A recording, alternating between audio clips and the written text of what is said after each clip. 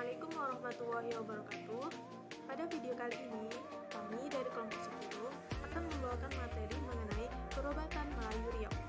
Adapun anggota kelompok kami yaitu saya sendiri, Ina Pradya, kemudian Jonathan Patrick Winata Sarati, kemudian Korsa Konita, dan Muhammad Hafiz Rizandi. Selanjutnya, saya akan membahas mengenai cara pengobatan orang Melayu. Yang pertama, ramuan.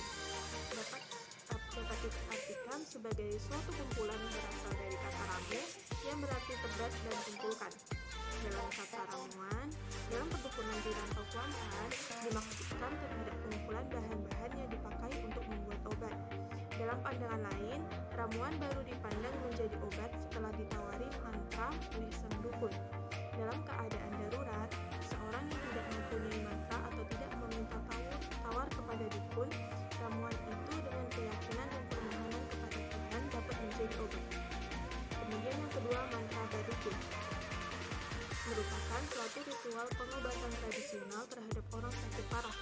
Ritual ini disampaikan dengan gaya penyajian mantra dan disajikan oleh dua orang, yaitu dukun dan pebayu atau pelayan dukun dalam. Status teks adalah tulisan. Tempat ritual dilaksanakan di rumah si sakit dan pada malam hari. Syarat dan peralatan yang diperlukan adalah kemenyan, bunga, mayang pinang, putih oban, dian, capa putih, cincin perak, limau mentimun, setawar seruni, dan bertik. Kemudian yang ketiga yaitu ritual. Ritual merupakan suatu pola tindakan yang telah ditetapkan atau diakui oleh untuk melengkapi bagian fase kehidupan dan menegaskan perayaan situasi tertentu dalam suatu kelompok. Secara sakral, ritual dalam masyarakat Melayu cenderung mengarah pada prosesi pengobatan, menempah diri, dan menolak bala. Secara umum, ritual orang Melayu untuk hal-hal tertentu wujud tujuannya, yakni sebagai penghormatan, penyempurnaan, dan perlawanan. Ritual pengobatan dilakukan setelah melewati prosesi pengobatan dengan ramuan mantra badukun. Keputusan untuk melakukan ritual adalah jalan terakhir yang harus dilakukan untuk mengobati seseorang dari sakitnya. Biasanya, sakit yang diobati dengan ritual ini berhubungan dengan sakit akibat gangguan kekuatan gaib atau makhluk halus. Ritual dapat dilakukan dengan mantra, tarian, pemotongan hewan, meditasi, dan lain sebagainya. Pada umumnya, ritual menggabungkan beberapa aspek tersebut. Selanjutnya yaitu pelaku perobatan. Yang pertama, tabib. Gelar tabib ini dikenal dalam masyarakat kerajaan dan kesultanan. Tabib adalah seorang penanggung jawab kesehatan rakyat dan kerajaan. Dalam istana, biasanya seorang tabib diangkat raja sebagai orang yang mengurusi kesehatan raja dan jajarannya. Seorang tabib bisa saja dipilih orang alim yang doanya dianggap makbul. Kemudian yang kedua yaitu dukun. Orang yang memiliki keahlian sebagai pengobat tradisional. Ada beberapa jenis dukun, diantaranya dukun bayi, dukun pijit, bomoh, dukun jalak, dukun liwit, dukun temanten, dukun patungan, dukun sihir, dan dukun susuk. Kemudian yang ketiga yaitu bidan. Perempuan yang memiliki pengetahuan dan terlatih untuk membantu kelahiran. Bidan bertanggung jawab menjaga kesehatan ibu sejak ibu itu mengandung sampai selesai berpantang, yaitu 44 hari selepas bersalin. Secara keseluruhan, tugas bidan ialah untuk menyelamatkan ibu, mencegah terjadinya keguguran, kecacatan pada bayi, kemudaratan sewaktu berpantang, dan mengurut ibu selama 3, 5, 7 hari berturut-turut. Setiap pagi, ibu itu diurut selama 1 atau 2 jam bergantung pada kehendak ibu tersebut. Bidan diberi upah selesai tugasnya. Kemudian selanjutnya yaitu bomoh. Pemimpin dalam ritual pengobatan tradisional.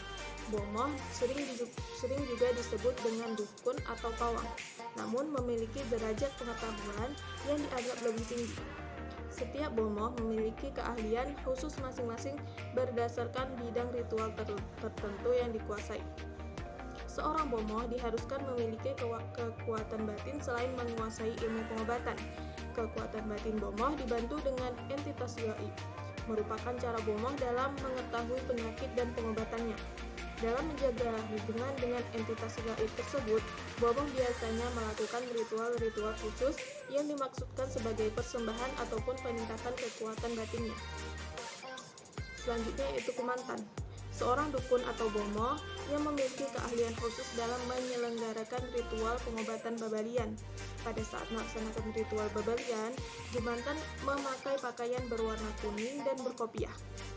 Kemantan adalah pelaku pengobatan yang paling tinggi ilmu kebatinannya. Ia dianggap sebagai sepuh dari tukang obat lainnya. Oke, baiklah, saya akan lanjut menjelaskan tentang jenis perobatan orang Melayu. Pertama, ada ritual dan upacara. Ritual sendiri adalah metode dukun dalam mengetahui penyakit sebagai tindakan untuk mencari obat, atau sebagai prosesi pengobatan tingkat akhir. Cara seperti ini dilakukan sebagai tindakan pengobatan penyakit yang berat dan penyakit yang disebabkan oleh gangguan makhluk gaib. Di jenis-jenis ritual upacara yang pertama yaitu babalian. Ritual pengobatan yang terkenal di Sentajo, Rantau Kuantan ini dilakukan untuk mengobati orang yang sakit parah, di mana cara-cara pengobatan lainnya tidak dapat mengobati penyakit tersebut. Tujuan ritual babalian ialah untuk mengetahui jenis penyakit, penyebab, dan cara pengobatannya. Lanjut, ada Badewo. Upacara ini juga dikenal sebagai upacara Mambang Dewo-Dewo. Kemantan adalah dukun yang melakukan upacara pengobatan Badewo. Kemantan bekerja dengan dibantu 2 orang bujang ketobung, seorang ketawa, dan 4 orang pebayu. Lanjut kepada Badike, ritual pengobatan yang dikenal oleh orang hutan. Ritual ini dilakukan oleh seorang spesialis, dukun atau bomo dengan bantuan roh gaib. Dukun atau bomo memanggil roh gaib dengan nyanyian khusus dan menyanyikannya dalam keadaan selap. Syair yang dinyanyikan berbahasa Melayu logat suku hutan. Badike ini berlangsung sekitar 3 sampai dengan 5 jam. Lanjut kita kepada balian. Balian adalah upacara pengobatan yang menggunakan mantra. Upacara ini dikenal dengan masyarakat Petapahan, Kuantan Mudik, dan Kuantan Singingi. Pelaksana upacara adalah seorang dukun yang disebut kumantan. Baiklah, kita lanjut kepada belian ataupun bulian. Adalah ritual pengobatan pada masyarakat Petalangan di kawasan bekas Kerajaan Pelalawan. Kata belian berasal dari bebolian yang berarti beli-membeli. Makna kata ini menggambarkan fungsi utama ritual sebagai transaksi persembahan dan pengobatan spiritual. Baiklah, lanjut kepada buang talam. Upacara pengobatan yang dapat dijumpai di beberapa kampung di Bengkalis. Salah satunya di desa Ketang Putih. Buang talam adalah upacara yang ditujukan untuk memberi makan makhluk halus yang dipercaya telah mengganggu kesehatan pasien. Baik, kita lanjut kepada kuayang atau buung kuayang. Tujuan pengobatan memohon kepada Yang Maha Kuasa. Penggunaan kekuatan mantra dalam pengobatan ini sangat menonjol. Pengobatan terutama diarahkan kepada pengusir roh jahat yang dianalisa mengganggu seseorang. Pengobatan tradisional ini berasal dari daerah Pujut. Baiklah, selanjutnya mondeo. Mondeo digunakan untuk pengobatan orang-orang sakit. Sang dukun menyampaikan cerita ini dalam bentuk nyanyian yang diiringi dengan alat bunyi-bunyian dan tarian. Melalui nyanyian sang dukun memanggil dewa dan kemudian dukun menyampaikan maksudnya. Sang dukun kemasukan lalu menyebutkan obat serta cara penggunaan obat yang diobatinya. Baiklah, kita lanjut. Turun tapak tuha. Ritual turun tapak tuha diawali dengan memakan godang di tempat juru kunci. Setelah itu, menyiapkan sesaji yang akan dibawa seperti kemenyan, bunga abang, dan bunga kuning. Setelah makan godang selesai, juru kunci melakukan ritual dengan membacakan mantra pada sesaji yang akan dibawa tapak tuha. Setelah ritual di rumah selesai, selanjutnya masyarakat dan juru kunci turun-temurun tapak tuha jaraknya sekitar 500 meter dan ditempuh kurang lebih 15-20 menit. Lanjut kita kepada Balai Panjang. Balai Panjang sendiri merupakan ritual pengobatan yang dilakukan oleh dukun untuk mengobati tolak dan bala. Pelaksanaan Balai Panjang dimulai saat dukun menyapu obat dan menghadap Sanggaran 7. Dilaksanakan pada pukul 8 malam dan berakhir sekitar pukul 4 subuh. Keesokannya tergantung pada jumlah masyarakat yang berobat dan permainan kesenian diturunkan. Paginya masyarakat yang berobat diberikan berbagai jenis obat sesuai dengan jenis penyakitnya. Jadi kita kepada menyambung ayam. Menyambung ayam merupakan rukun dalam pelaksanaan berbagai ritual dan upacara, misalnya menambak, bulian, balai panjang, mahligai, dan lain-lain.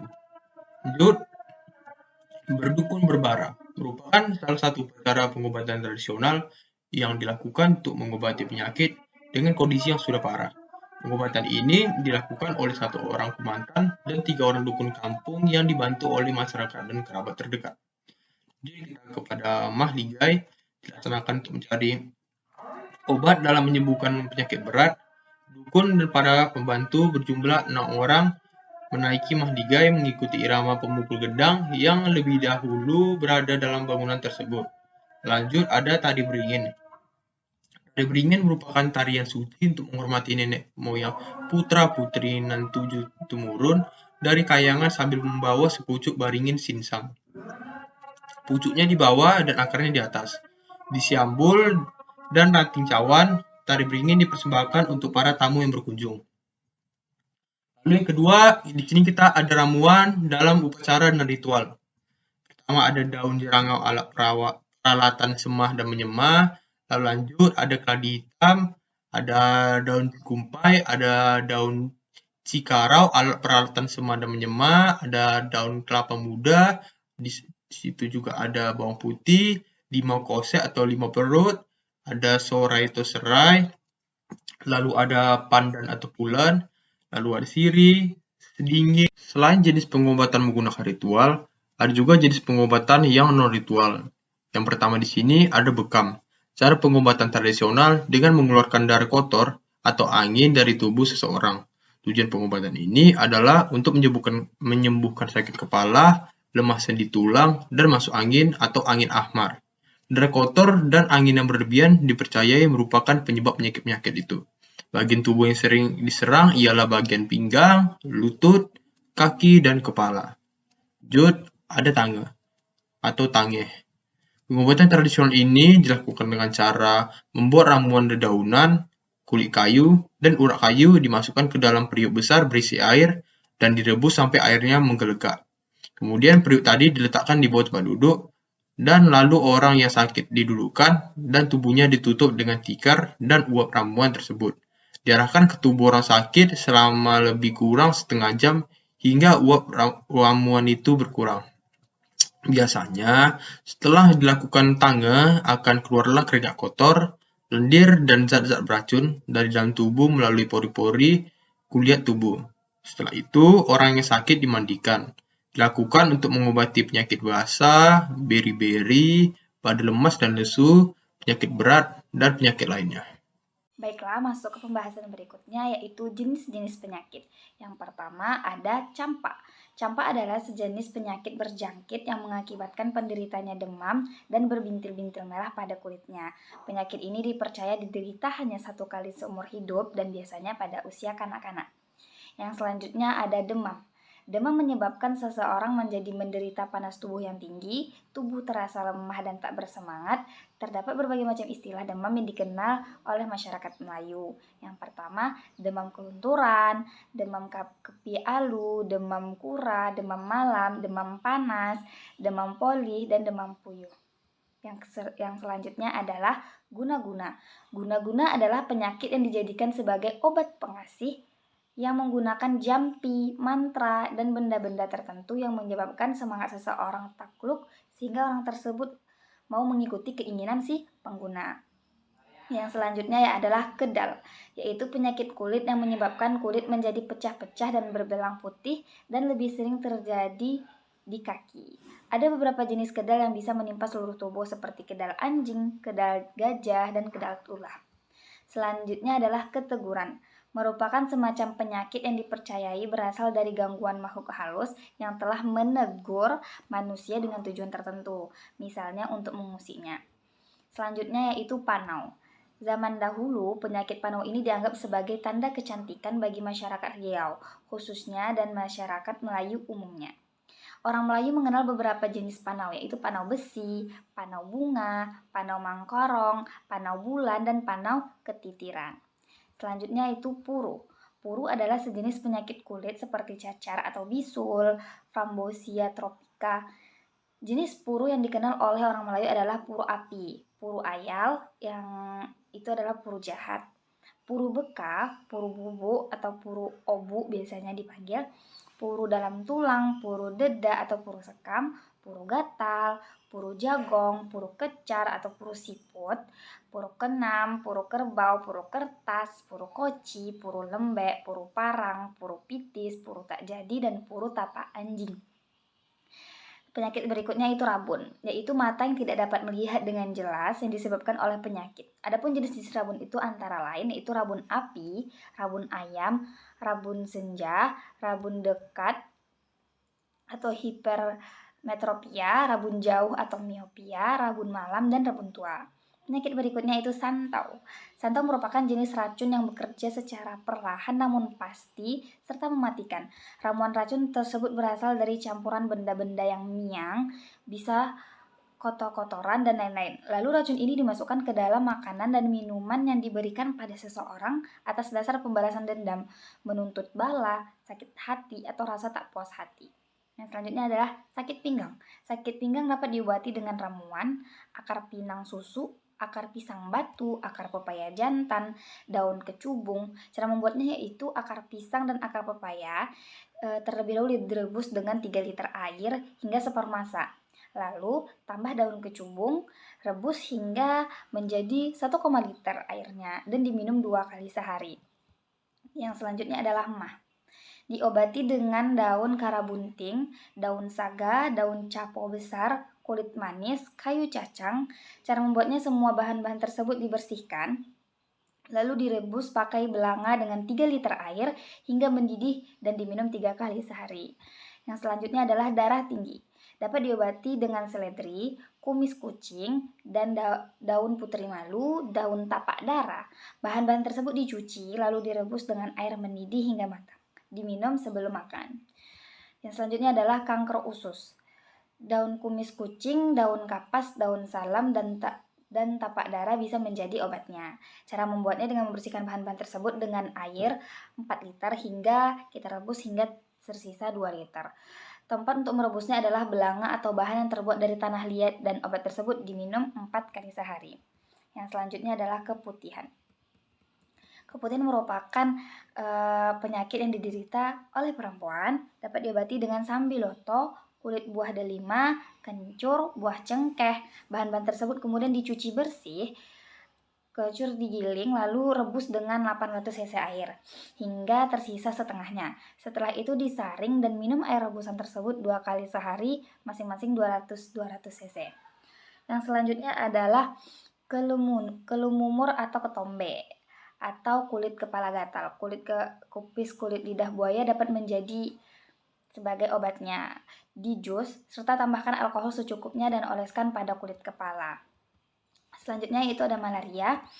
Kulit kayu pulai, temulawak, daun meniram bisa menjadi obatnya.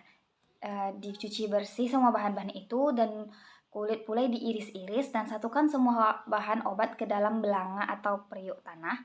Setelah itu rebus dengan 700 cc air mendidih hingga menjadi 400 cc. Lalu saring dan diminum 2 kali sehari. Jenis tumbuhan obat. Yang pertama, bujang tanalan. Sejenis rumput yang banyak tumbuh di halaman, daunnya berwarna hijau menyerupai daun pohon mangga. Biasanya rumput ini sering dipakai untuk campuran membuat tangas, yaitu ramuan obat yang cara pengobatannya dengan diuapkan ke penderita. Kemudian kapo, sejenis pohon kayu yang tumbuh di semak-semak, di kebun dan ladang. Daunnya berwarna hijau berbulu. Daun kapo ini biasa dijadikan obat demam panas.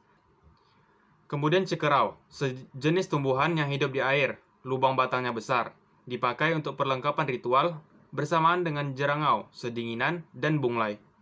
Fungsinya sebagai pendingin.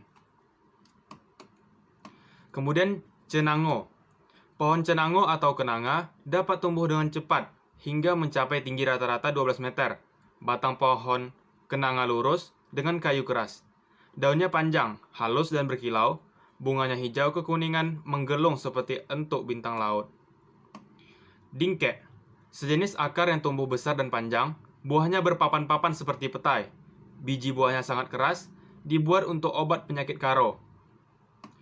Dobuk. Dobuk sering juga disebut buah ara, yaitu sejenis buah hutan yang bentuknya bulat kecil, berwarna hijau atau kekuning-kuningan. Gadong, tumbuhan merambat jenis Dioscorea hispida dan Dioscorea triphylla. Buahnya biasa disebut sebagai ubi gadong. Tumbuhan ini mengandung narkotika, sehingga sering digunakan sebagai ramuan untuk membuat racun ikan tuba. Kemudian gambir, tumbuhan bernama latin Uncaria gambir, yang daunnya diolah menjadi ramuan untuk makan sirih, selain pinang dan kapur sirih. Tumbuhan ini termasuk ke dalam suku tumbuhan kopi-kopian. Batangnya berkayu, tetapi biasanya tumbuh secara merambat pada batang pohon. Gandarusa, jenis tumbuhan semak Gandarusa vulgaris. Bunganya berwarna putih kemerahan. Daunnya memiliki khasiat untuk melancarkan pengeluaran keringat dan merupakan jenis penawar racun. Dengan memakan daunnya, maka zat-zat racun akan keluar bersama keringat dan racun menjadi tawar. Daun Gandarusa juga dipakai sebagai penangkal dari makhluk-makhluk halus yang hendak mencelakakan manusia. Inggu, sejenis getah kayu pohon inggu yang dapat dibuat untuk obat orang yang kemasukan setan atau kesurupan. Ipuh, sejenis pohon kayu besar. Kayunya tidak keras dan berwarna kehitaman. Bergetah merah, berjerikat atau bojorike, yang berarti kental dan lengket. Getahnya beracun dan biasa dibuat untuk racun panah, tombak, lembing, dan senjata tajam lainnya. Jerangau adalah tanaman yang tumbuh berumpun dan berumbi berbau khas. Acorus calamus dipakai sebagai obat dengan cekur untuk anak-anak dan sebagai perlengkapan ritual dengan bunglai, cekerau, dan seding. Kacip Fatimah, nama latinnya Labicia potoina, pohon semak yang mempunyai bunga berwarna merah muda. Biasanya digunakan sebagai selusuh untuk memudahkan persalinan dan obat selepas bersalin. Kecubung, tanaman yang seluruh bagian tubuhnya mengandung racun, terutama bijinya. Kecubung dengan nama latinnya Datura sp. Berbentuk tabung dan mengeluarkan bau yang khas.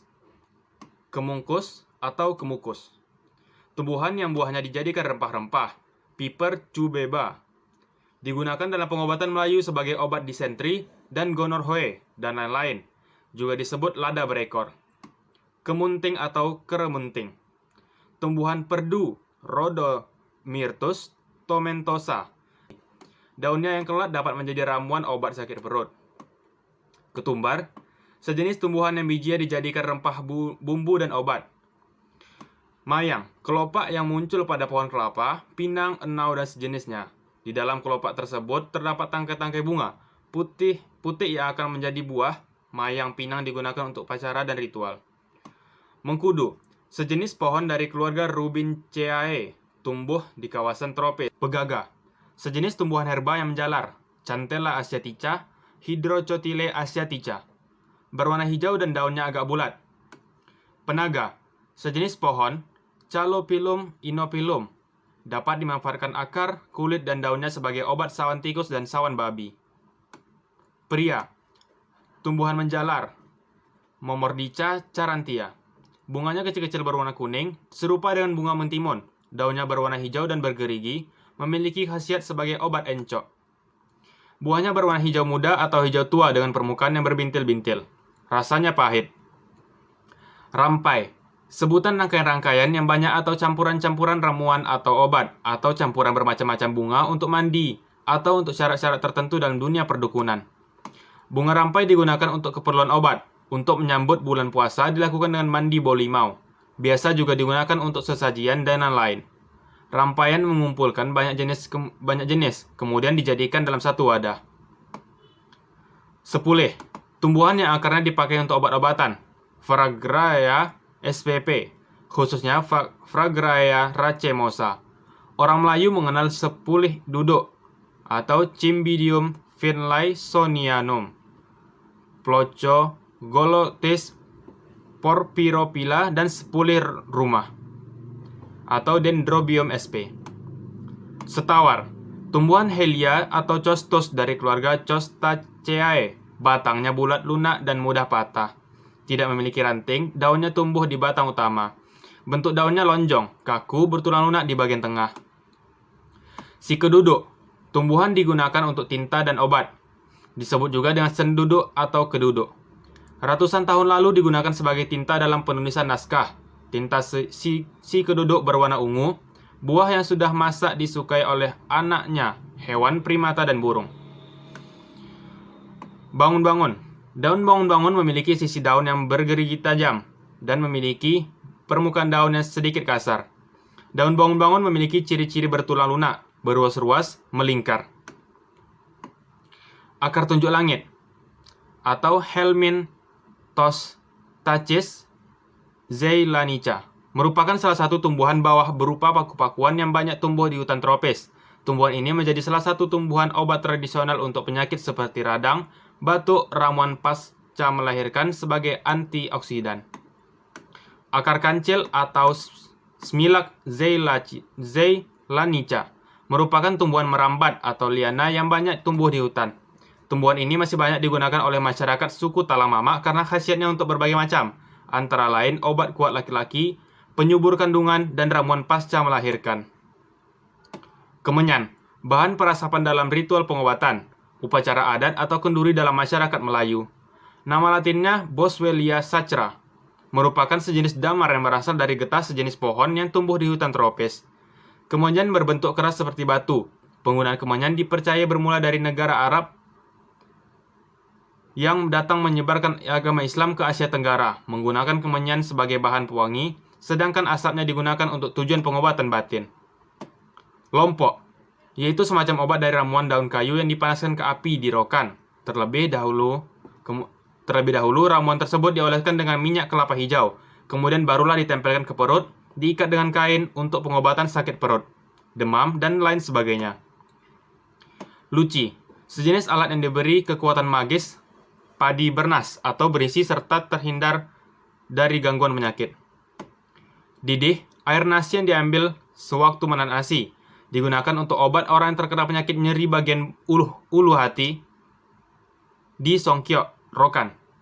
Air didih tersebut juga biasa dijadikan sebagai makanan dengan mencampurkan gula. Air didih kaya dengan vitamin B dan lainnya. Jadam, sejenis pil kecil berbentuk bulat, berwarna hitam, terbuat dari getah kayu. Rasanya sangat pahit, dibawa dari tanah Arab dan dijadikan sebagai obat sakit perut, sering disebut dengan istilah jadam Arab.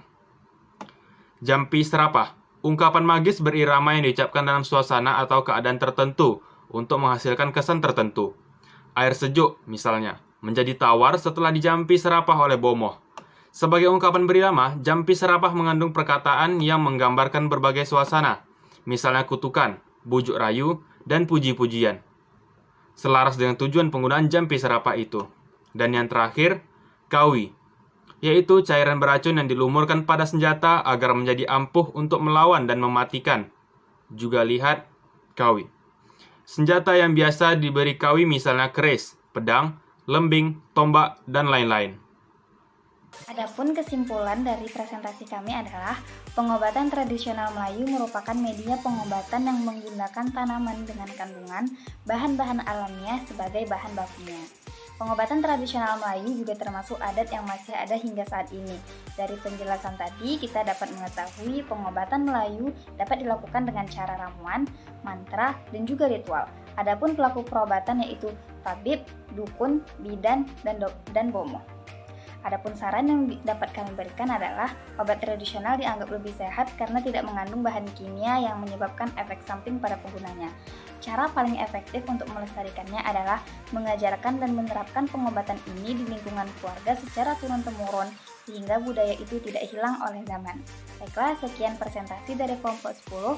Assalamualaikum warahmatullahi wabarakatuh.